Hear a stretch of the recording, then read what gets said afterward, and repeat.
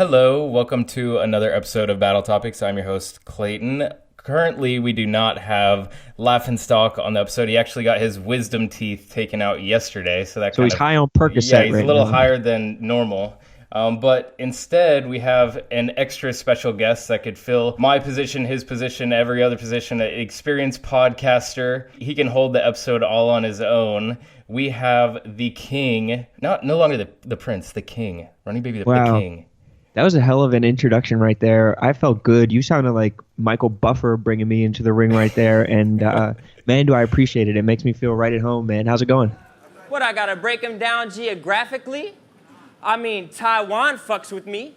I guess I got that Taipei personality. I mean, chicas want my Calvins off. No strap to get my style across. Cause I rap like I got an eagle that's the size of an albatross. I was whipping the drop regal that's blacker than Don Cheadle. Your pallbearer, the John Ringo and Seychelles. These are not Beatles. Do you like your pops leave you? Horror script and the plot's evil. And I already killed you once. My stories all got sequels. I'll run up on him like the Rocky Steps. Slash him with a hockey stick. I killed him once. I gotta kill him again. Like it's a zombie flick, but One of Ruin Your Day's most revered contributors. I'll tell you what, right now, I give a nice chunk of my credit to how well I'm doing and a lot of different things to the platform of Ruin My Day and all the things that are like contributed to battle rapping. Like Ruin My Day gave me a fucking camera and like just let me make, Clayton gave me a camera that I still fucking have with me right now, and just like told me to go make content and like, my like life is like content right now. Like I've gotten like cool jobs based on content, and you kind of like set me on the content journey. So listen to Clayton, listen to Avocado. If you're a battle rapper, they will set you in the right direction on how to have a fruitful career and how to capitalize on your talents. That's all it takes, kids. Tell your parents that. No need for college anymore. Just a GoPro and you're good. And Ruin Your Day, of course. But anyways, yes, for anybody who is new to Ruin Your Day, Rone had a series called Go Rone, which he traveled the United States, did all kinds of craziness. What was, before we start this topic, what was your favorite episode of Go Rone? Because there was a lot of gems in that series. Maybe Knoxville, I feel like, is standing out to me as a good episode. Man, but it was all just one wild thing after another. I would love to revisit those because It was just me being an absolute dickhead and traveling from Philadelphia to San Diego, just driving across the country with some idiots. I brought along some idiots. So it's a good cast of characters. If you haven't watched that, definitely go over and watch that. What was your favorite city that I stopped in? What was your favorite episode? I think off the top, I remember New Orleans just being like some extra craziness. Every corner you turned, it was something else. I have a sour spot in my mind about New Orleans because some fat like hooker ladies stole my wallet and everything there. I tell the whole story on the series though, so go check it out for sure. But yeah, New Orleans doesn't sit as well with me because of the robbery that I underwent, but you can't win them all. So anyways, moving into the topic, obviously this topic should be pretty apparent by now, but we have the King of the Dot champion currently on our show, and not many people have had the opportunity to call himself that. And this man here, Rone Baby the King, has held this chain for over a year now, defended it twice, coming up on a third time at Blackout 7. Basically, the question I wanted to start out with, and just to get this ball rolling, is what exactly does the chain bring to battle rap? Like, what is its importance, you think, or what does it add into the whole realm of King of the Dot and battle rap in general? I mean, you just said it yourself. There aren't accolades, and this is the biggest accolade that there is, period. There is no higher thing that you can aspire to like hold that's tangible. And like I have it, I seized the thing.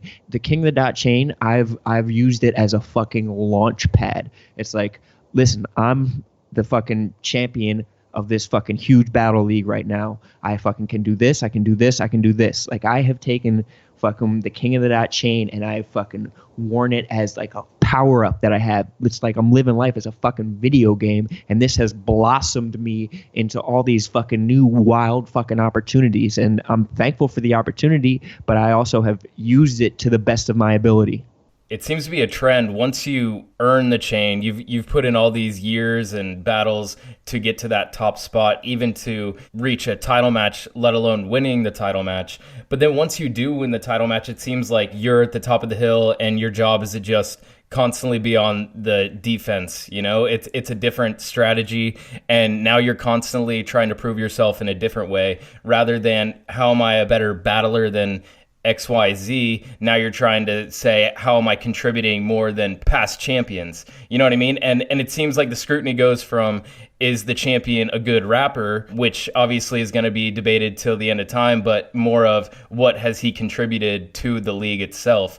But I agree with you that you have contributed a lot, and I would go as far to argue that I think you've contributed more than any other champion in regards to just spreading the word of battle rap and getting into all these different mediums, bringing in all these eyes that didn't know that battle rap was even a thing or King of the Dot was even a thing. You feel what I'm saying? I definitely agree. I think that's definitely been part of my mission. And even in like my battle against Ilmac, I was like, I said, like, what glory have you brought home to the league? That was like a thing that I asked him, like, what have you done? Like, what have you done with it? And at first people were like, well, what have you done with it? Like, did you do anything with it? But like, I knew, and I just knew I had this whole plan. So I was like, just fucking be patient. I was telling myself this. I was like willing it on everybody else. And then like, boom, like fucking one opportunity happened, another one happened, another one happened, another one happened. And I brought fucking so much fucking glory home to the league. Like I have like designer out here, a fucking Method Man's asking to take a fucking picture with the chains yesterday. Like I've been an ambassador not only for King of the Dot, but for fucking battle rap. Like I have taken it to all these different places, and they're like, they didn't know that battle rap was a thing. They didn't know it was as big as it is. Like, say what you will about like whether I am your personal preference of a battle rapper, or whether you like what I do, or whether my style is like in line with what you like makes you feel good about yourself. Yeah. Like if you feel like you're a fucking gangster and you don't think that I'm gangster enough for you, like, all right, that's your call. But it's undeniable that I've been a fucking ambassador to battle rap to take it to new heights. I would completely agree with that. So backing up a little bit, you have... Not to brag. I felt like that was kind of bragging. I also kind of don't want to be like, it's like you have to brag kind of as a battle rapper, but it's like I don't want to fucking suck my own dick too much. But you have to talk that shit, you know? Yeah. So backing up a little bit, you have battled in 2 championship matches or title matches, whatever you want to call them, against Ilmac, and then defended it successfully against Caustic. So just to take a trip down memory lane, going back to the Ilmac battle, how exactly does the process work in regards to like building up to the chain and successfully winning it? How did King of the Dot reach out to you, and like at what moment did you realize that you were next in line? So it's kind of like even after like my first couple King of the Dot battles, like I remember just sitting in a mall with Gully and like Organic and everything, and like Gully was just fucking eating his Chinese food at the fucking food court, and he's like, so like you should be one of the next in line for the chain, eh? And it was like fucking, and he really said, hey, like that, I'm not making like a Canadian, like that was exactly how he said it. But that was like the first I heard of it, and it was probably like after my Protege battle. It was like probably after like the fucking second battle that I did there. But it's like your name is in like a group of 4 or 5 people, and that and like people are kind of towards the front of that, and people are kind of towards the back of that. But all it takes is one battle to set you back all 5. You know exactly. What I mean? Yeah, you can like fall out of it with having a bad battle. Like you could be the next guy, and then it's like something happens, and it's like, oh, now you're kind of out of it. You know, like I think that kind of happened with Pass almost. Like Pass was like about to, and then like the Moneybags battle for whatever, like he wasn't in the conversations as much. Like I think that it happens with a lot of people. Like someone will be right there at the cusp, and then they'll lose a battle, and it's like, well, they're not the guy right now. Like they're not. It's not who the conversation's about. And so in the year right before the championship battle against Ilmac, I think I did like 8 battles for King of the Dot or some shit like that. 8 battles in 12 months. It was just like fucking. Oh yeah, you did that one with Cheddar. It started off. It was like I battled against DNA, and then it was supposed to be Bruno Lavos, and I battled against DNA, and then I fucking battled against. You did that back to basements too. And fucking against Marv, against fucking Goods, against Big T, against fucking Cheddar Cheese, against fucking Pat Stay, against fucking. And those weren't all regular battles. Like almost all those battles had something different about. Like Cheddar was in front of a like music festival, right? And then the Pat Stay was a compliment battle, and then Big T was a whole different topic It went right big there. for another region. Yeah. Yeah. You took that and back to basements was obviously a theme in itself. You one rounder against goods. Every single one you were challenging yourself and like raising the bar and showing like your versatility and all that, and still seeming to excel they all had in a each story. one. They definitely all had a story, and I don't. It's not like I fabricated storylines or some shit like that, but I do think it's like important for there to be like a story behind it or like a narrative or some shit. It was like, oh, Rone keeps getting ducked by his opponents. Like that was kind of like a narrative and launching me into this fucking like spree of a bunch of battles right before the championship. So it's like there's a story, there's like something behind it. It's like, oh, this is what's happening, and so I can follow this trend rather than someone just being like, I went to this battle, I had bars, and then I went to that battle, I had bars. You know, it's like so there's something tangible. Yeah. So then I'm assuming you got a call one day. I think I can tell you when it was. It was at the Back to Basements battle. I was sitting in my boy Christos's 1970 Cutlass in the driveway of Nikaya's house up in like fucking New Hampshire or wherever his house is. And it was me, my boy Christos, and fucking Organic, like smoking a joint across the bench seat of this beautiful Cutlass. And he was like, I guess you're next in line for the title shot, eh? And no, but he kind of told me like this next Kid Twist battle, it's going to be your title shot or whatever. So I'm asking you to do that next one, and that'll be like the perfect setup going into the title match. What would have happened though if Pat had beat Ilmac, because you had just faced Pat? Organic and them had already decided that Ilmac was going to win. So no, I'm just kidding. I guess I would have battled Pat. I don't know. Actually, that definitely did play into it. I don't think I would have battled Pat. I think that it would have been, dude. Who do you think it would have been? I don't know who it would have been at that moment. There's obviously like every 6 months there's like a new cycle of names where it's like, oh, these are the new number one contenders, and they seem to not be the same. But for example, fast forwarding a little bit to your Caustic battle, sometimes with title matches, it seems kind of like the winner is chosen before the match, just based on like politics a little bit. People can argue, because let's say hypothetically Caustic would have won, who would have been his next opponent? You know, like they're saying Head Ice is number one contender, and Caustic had already faced Head Ice. They're saying all these people, Big K, all these people that Caustic had already faced, and you and Caustic were already a rematch. Like Caustic had already battled so many people that he kind of like put a crutch on himself before even going into it, which I mean isn't his fault. He can't predict that far in advance, but that already before the match even started kind of gave King of the Dot the narrative to kind of like, if Rone doesn't royally shit the bed. But I as much as I like agree that it seemed like there were more options, I don't really think that there was like some kind of collusion where it was like, I'm not saying that. It's something to be mindful of, you know. Are you saying I didn't earn that championship? No, I'm saying you. I'm saying you came in already up 1-0 in like the back of some people's minds in regards to like, let's look at longevity and storyline wise, you know, because that's another thing. Let's touch on that, where one of the biggest criticisms of the title match is that it's forced. Like a lot of matches, no pun intended, but they're organic. Like they have a storyline, they have a grudge behind them, stuff like that. But then a lot of times it's like, all right, well, this person's our champ by default as of right now.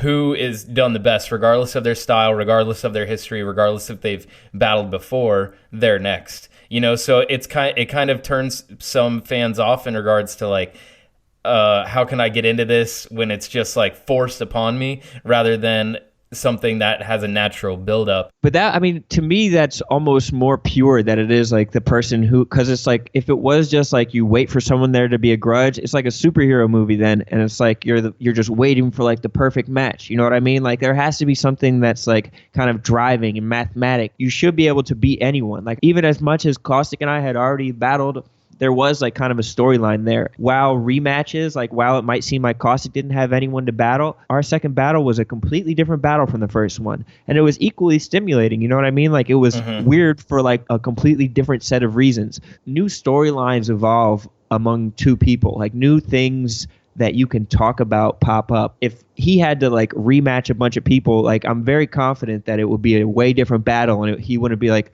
oh man, I used all my good bars up already. You know what I mean? He could just get Frack to write him a bunch of new bars and he would be good. And no, that's another joke. I like to have fun. I like to kid. So when it came time to defend the chain, what role exactly does the champion play when it comes to like, do you have any say in who is the next contender, or is it kind of all predetermined? Yeah, I have say. I think I wanted to go against Caustic because I had like the angles in mind. Like for some people, it's like the angles just don't necessarily present themselves. It was between a couple people, and it was kind of like it'll be this person and then this person, or it could be this person and then this person. And so I kind of had to say which way that would go. But for this one, it was kind of just like it's a couple reasons. One, it's like the natural progression. A lot of people like Ice, like he's a popular guy. People wanted it to happen. Two, it's like how many just white guy against white guy battle raps can you have for the fucking chain? You know what I mean? Like, but three, like the fucking battle against Caustic was so fucking exhausting for me emotionally and mentally, like fucking having to go through like saying all this fucking terrible fucking shit and going through like these like personal records. Like I'm fucking knowing that he's going to say some crazy shit, stressing out. Like he's fucking stressing out. And there was a point where he was, if he was going to like swing on you at one point. And then you had that fight happen mid-battle too, like during your momentum round where the shit was the shit was fucking stressful, man. The shit was just like I just didn't want a repeat of that where it was going to be like a battle where I'm going to like be like, remember in 2009 on October 14th when you fucking peed your pants a little bit walking out of the urinal? Yeah, I fucking have pictures of that. I knew that that's like the game. Like I've said this before, it's like the currency the person plays with. So with Ilmac, it's like fucking complex syllable shit, and then with Caustic, it's like gruesome personal shit. That's the shit he plays with. It was exhausting. And so with Head Ice, I don't think it's going to be that kind of battle. And that might be opening the door for him to be like, all right, perfect. He's not expecting it. He'll get a fucking private eye in there and fucking research everything about him. But at this point, I'm not fucking really worried about that. I think it'll just be like a good battle for me to just like try and just write my ass off, fucking have a good time, perform my ass off. It's like, what am I going to tell Ice he's not a gangster? Like, you know what I mean? Exactly. Like, I just have to do it my own way. How do you feel when people say that Ice is like one of those battlers that is quote unquote unbeatable? People say that about me too. So yeah, I know that. I was just about to bring that up because even people that aren't your fans of your style or bars or material or whatever you want to say, they will, when it comes down to you versus Ice, a lot of people will say, although I don't like Rone as much as Ice, I think. Are you talking about your private conversations that you have now? No, dude, I intake too much battle rap material throughout the day. I really need to stop. But anyways, they say even though I may not like Rone's style as much as Ice, Rone knows how to win a battle. And at the end of the day, that's all that matters, you know? So Ice could have more quotables here and there. I don't even think that Ice is the quotable guy, though. It's like, he's like a presence guy. He's just like, ooh, like that fucking, ooh, did you hear what he said? Ooh. He's like a ooh smooth, guy, but it's like yeah, what? Yeah, all the nuances in between and the mannerisms and all that. Yeah, like he loves to just repeat himself like 20 times, and every time it gets reaction. Like, you saw that fork in the road? I put a fork in the road. It's like, we like the fork in the road. Fork in the road. It's like, okay, I expect him to say the same word over and over again many times, and I think people will like it. I think that people will enjoy that. Yeah, I think it's definitely going to be one of the definitions of a style clash for sure. But one thing I also wanted to ask you was a trend that I've seen that I'm sure you've picked up on was ever since you have earned the chain, both people that you have had a title match against have yet to battle since. What are your thoughts on that? Ilmac, it's been over a year, and Caustic's coming up on what, 8-9 months? Man, I don't. I will say that like building up to the chain and then like fucking not having the responsibility of like holding it anymore or like chasing it anymore. It is like there's some catharsis to it. So they're probably both just like coming home. It's like coming home after like a long ass day and just being like, ugh, and just sitting down in your big ass chair and being like, I don't fucking want to think about this shit. So that's my diplomatic answer. But my other answer is, man, if you look back through my resume since I started, a lot of people kind of stop battling after they fucking battle me. It doesn't happen every time, but it's like, if you look at the percentages of like people who stop battling like pretty recently, like I'm not saying I fucking retired either of those guys, because that's obviously not the case. They're fucking both legends for sure. But it's like, I don't know. Like, I mean, I don't know if that's necessarily the case, but it makes me sound good. It makes me feel good about myself to feel like I'm like, oh, I'm ending all these rap careers. So I wrap myself in that little blanket at night, make myself feel nice and good. Now that you mentioned that, that makes a lot of sense, because we had spoken to Caustic about life after the title match. And whenever I said, what was going through your mind the day after, he said all he wanted to do was go home and not think about battle rap, which I completely understand, because, I mean, you can attest to this. He said the majority of the work is just the buildup, and then the actual battle itself is just like the last puzzle piece to put in. But the heavy lifting and the exhausting work is the buildup and the animosity and the anxiety and like the final hoorah, do I finally hit this? And then if it doesn't go your way, who's going to want to just jump right back in? I can imagine how discouraging that would be. For real, it's like fucking running a marathon. It's just like the battle itself is like the act of crossing the finish line. It's just like it happens in the blink of an eye, and the whole process is like the preparation and the build up and like getting yourself towards being eligible to even do it, and then writing for it, preparing for it, trying to give people what they think is a championship performance. It's like this fucking slogging journey that you're on, and then it's just the battle happens and then it's over, and it's just like it happens so fast that it's like you have to collect yourself. And I think that's probably what they're doing. They're like, we've all been doing it for a long time, like fucking living our lives on fucking YouTube since YouTube was getting big. You've seen it all. You've seen everybody like go through a journey. So it's like, give us a second. So kind of to wrap this topic. I'm drinking a full-bodied red right now. I hope the people at home know that. It's an Alias Cabernet Sauvignon 2015. The bouquet is rather robust for a California red, but it's flowery. So to wrap this topic up a little bit, obviously we have established that the chain and the title is kind of the pinnacle to what you can reach in battle rap, King of the Dot, what have you. What do you think Rone has left to contribute to battle rap? How would you articulate what you have left to give?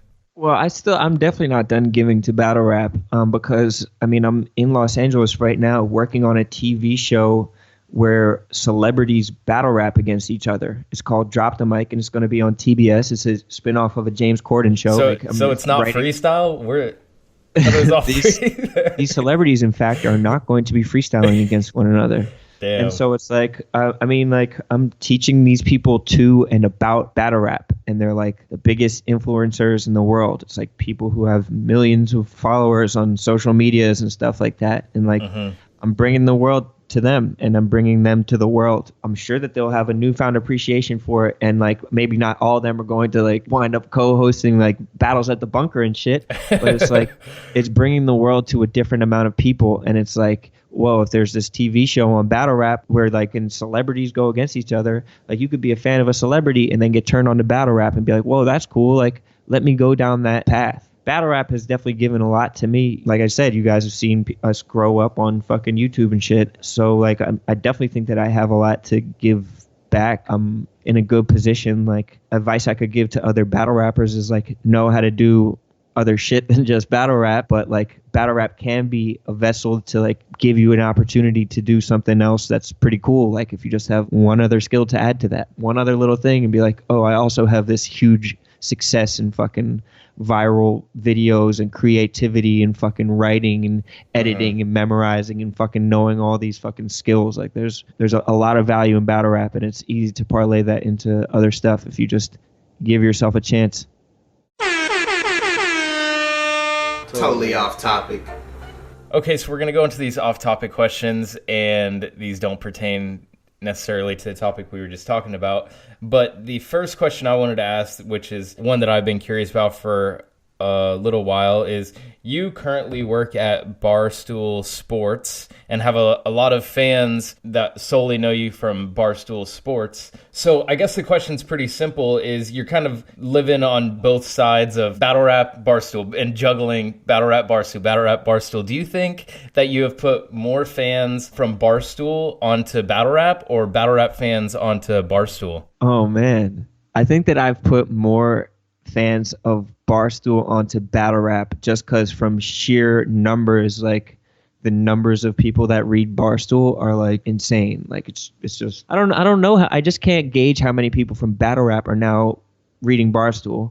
But I definitely have seen a ton of people from Barstool being like, yo, fucking this I just went down a fucking rabbit hole for fucking 8 hours of watching battle rap. Like I see that like every day. I mean, and it's cool to see. So I think the Barstool people are gaining an appreciation. And again, that's just me being a great ambassador, man.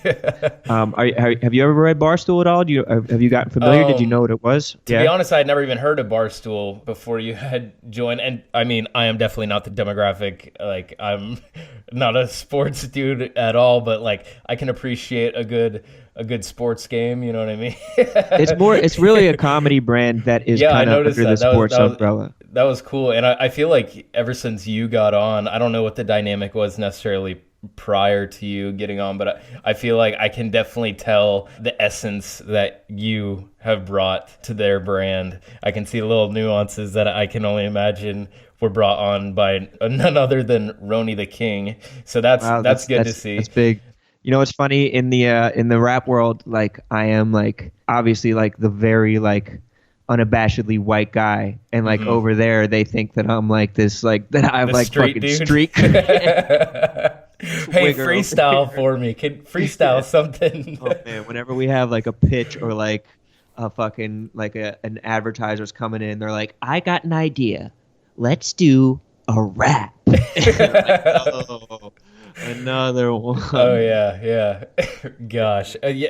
So speaking of that, ever since you have joined up with Barstool, you have gotten to do a lot of crazy events, or gotten to shoot a lot of crazy videos at crazy events. None other than you went to the inauguration. You went to a porn convention. You went to that massive what was it? That massive protest outside Trump Tower. What was that? The day after the election.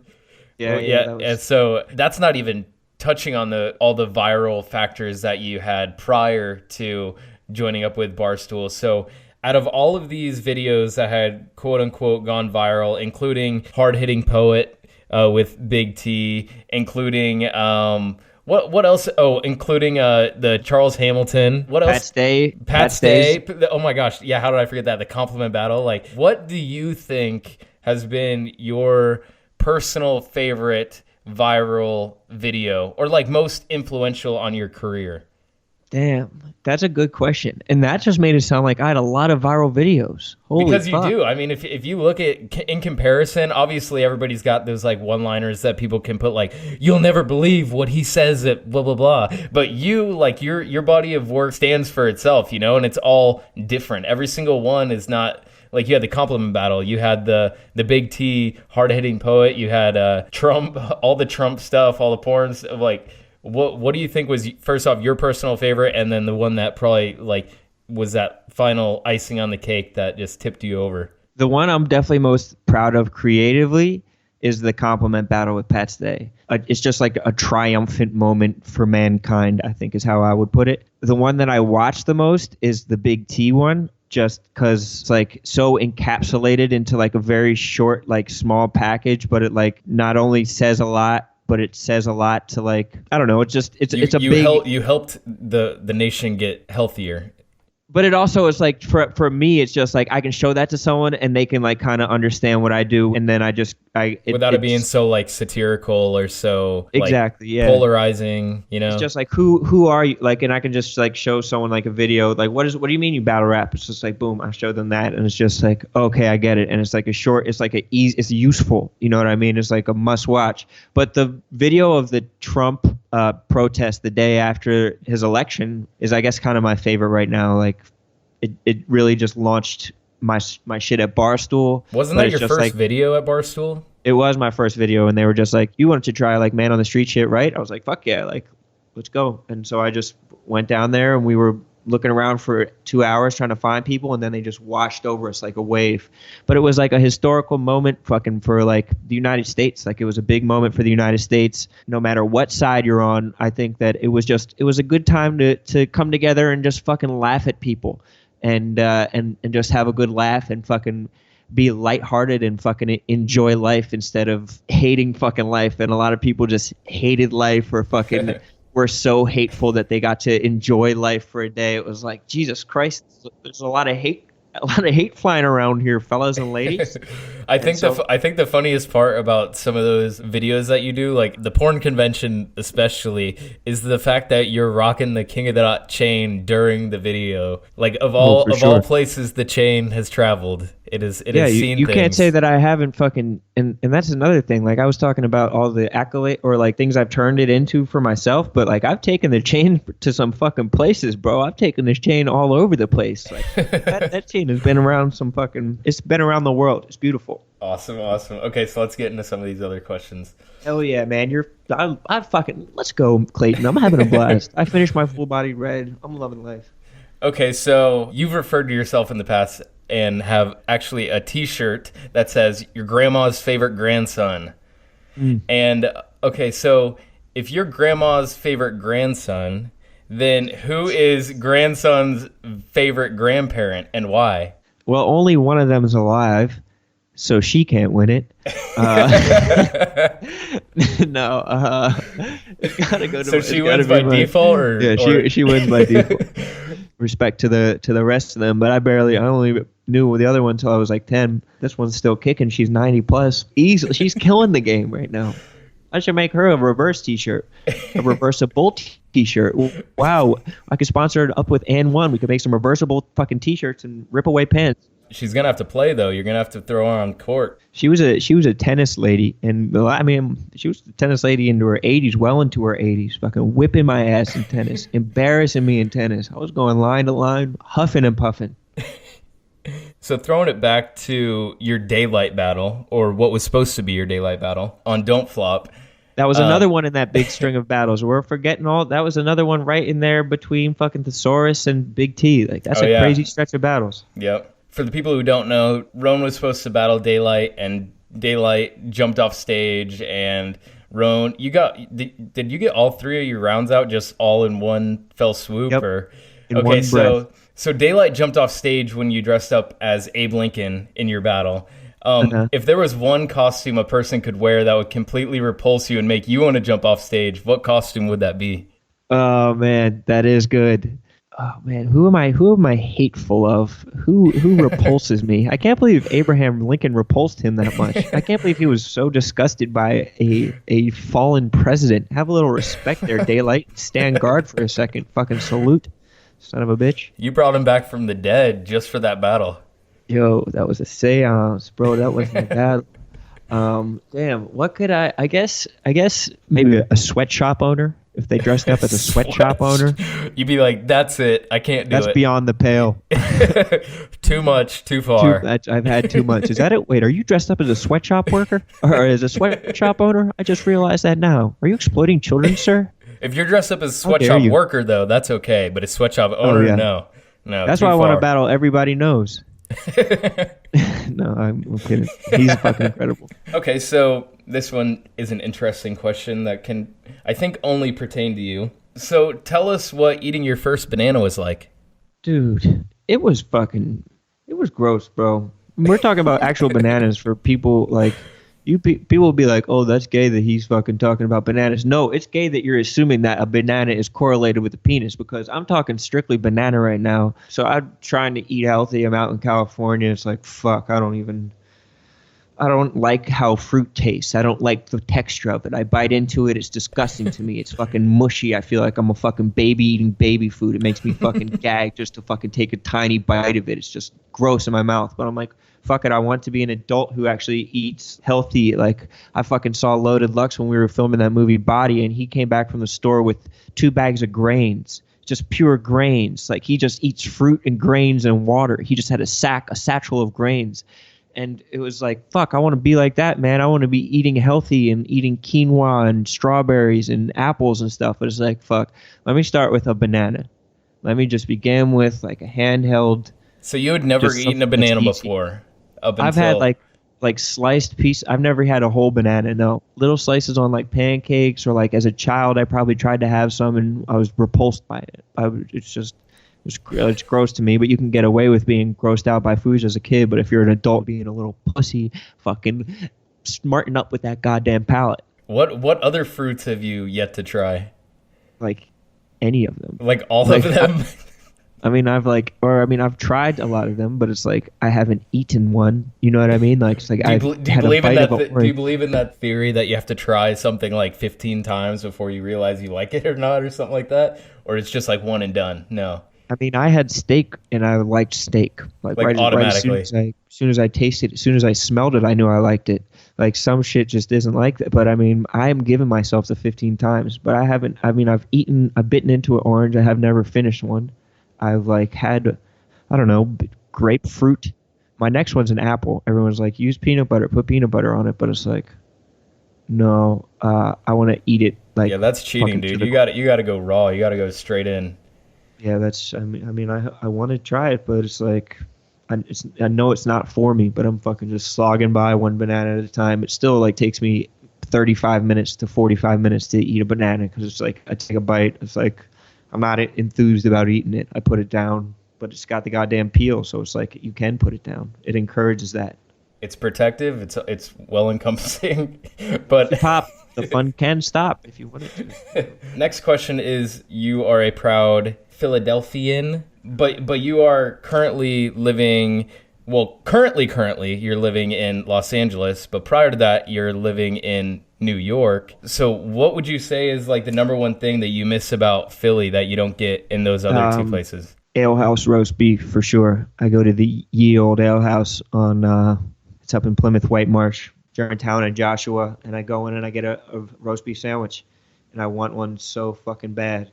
It's got like an amazing gravy. It's not like an au jus, so don't fucking call it an au jus. Don't call it au jus.